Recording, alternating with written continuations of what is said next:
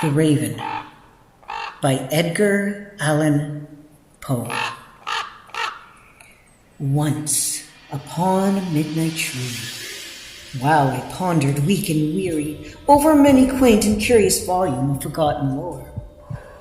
While I nodded, nearly napping, suddenly there came a tapping, as of someone gently rapping at my chamber door. "'Tis some visitor," I muttered, tapping at my chamber door, "only this, and nothing more."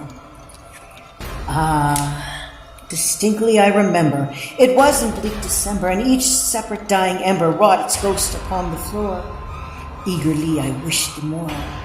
Vainly I sought to borrow from my books solace and sorrow for the lost Lenore, for the rare and radiant maiden whom the angels named Lenore, nameless here forevermore. And the silken and uncertain rustling of each purple curtain thrilled me with fantastic terrors never felt before. So that now, to still the beating of my heart, I stood repentant. 'Tis some visitor entering my entrance out, some late visitor entering the entrance at my chamber door. It is this, and nothing more. Presently, my soul grew stronger. Hesitating then no longer, "Sir," said I, "or madam, truly your forgiveness I implore, but the fact is I was napping. And so greatly you came a-rapping, and so faintly you came a-tapping at my chamber door, that scarce was sure I heard you. Here I opened wide the door. Darkness there, and nothing more. Presently my soul grew stronger. Hesitating then no longer, "Sir," said I, "or madam, truly your forgiveness I implore, but the fact is I was napping. And so gently you came a-rapping, and so faintly you came a-tapping at my chamber door, that I scarce was sure I heard you. Here I opened wide the door, darkness there, and nothing more.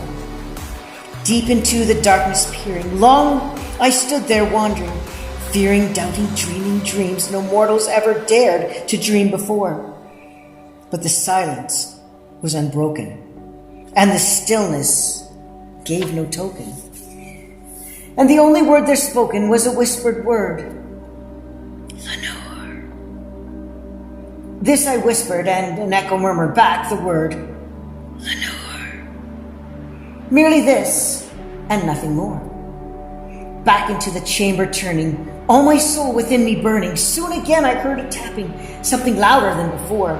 "Surely," said I, "surely this is something at my window lattice. Let me see then what threat is, and this mystery explore. Let my heart still a moment, and this mystery explore. 'Tis the wind, and nothing more." Open here I flung the shutter. Then with many faint flutter, in there stepped a stately raven. Of a saintly days of yore, not the least observant made he, not a minute stopped or stayed he, but with mien of lord or lady, perched upon my chamber door, perched upon a bust of Phallus, just above my chamber door, perched and sat there, and nothing more. Then this ebony bird, begrudging my sad fantasy into smile, but the grave and stern decorum of the countess it wrote. "Though thy crest be shorn and shaven, thou," I said, "art sure no craven, ghastly, grim, and ancient raven, wandering from the nightly shore. Tell me, what thy lordly name is on the night's Petulian shore?" Quoth the raven, "Never mar." Much I marveled this ungrainly fowl, to hear his discourse so plainly. Through its answer little meaning, little reverence bore, for we cannot help agreeing that no living human being ever yet was blessed with seeing bird above his chamber door, bird or beast upon the sculpted bust above his chamber door, with such a name as Nevermore. But the raven, sitting lonely on the placid bust, spoke only that one word, as if his soul in that one word he did outpour. Nothing farther than he uttered, not a feather than he fluttered, till I scarcely more than muttered, Other friends have flown before on the morrow who will leave me as my hopes have flown before. Then the bird said, nevermore. Startled at the stillness broken by replying and aptly spoken, doubtless, said I. What it utters is only a stalk and shore, caught by some unhappy master whom unmerciful disaster followed fast and followed faster till his songs one burden bore, till the dirge of his hope that melancholy burden bore of nevermore.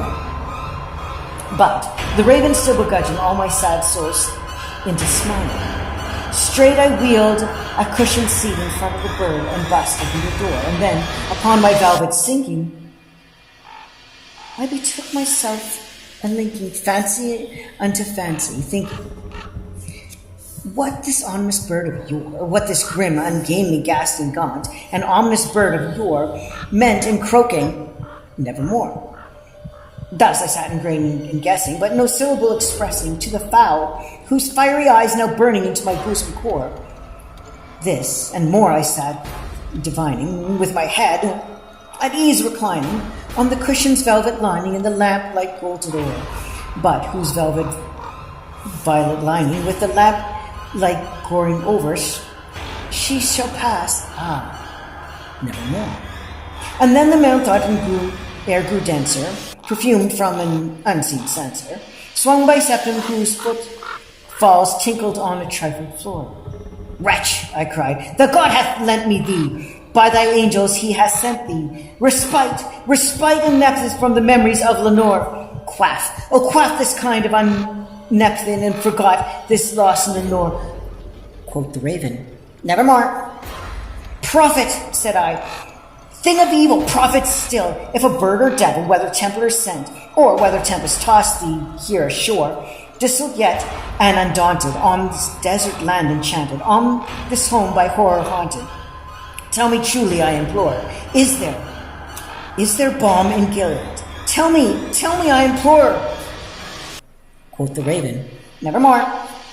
Prophet, said I, thing of evil, prophet still, if bird or devil, by the heaven that bends above us, by the God we both adore, tell this soul with sorrow laden, within the distant Erin, it shall clasp the satin maiden, whom the angels name Lenore. Clasp the rare and radiant maiden, whom the angels name Lenore. Quoth the raven, nevermore. Be that word or sign of parting, bird or friend, I shriek upstarting. Get thee back into the tempest and the night Plutonian shore. Leave no black plume as a token of that lie that soul has spoken. Leave me my loneliness unbroken. Quiet the bust above my door. Take the beak out of my heart and take thy form out off my door. Quoth the raven, nevermore. And the raven never filled him, still is sitting on a pallid bust of Phallus just above my chamber door. And his eyes having all seemed of a demon's that of dream, and the lamplight o'er him streaming throws his shadow on the floor, and my soul out of that shadow that lies floating on the door shall be lifted nevermore.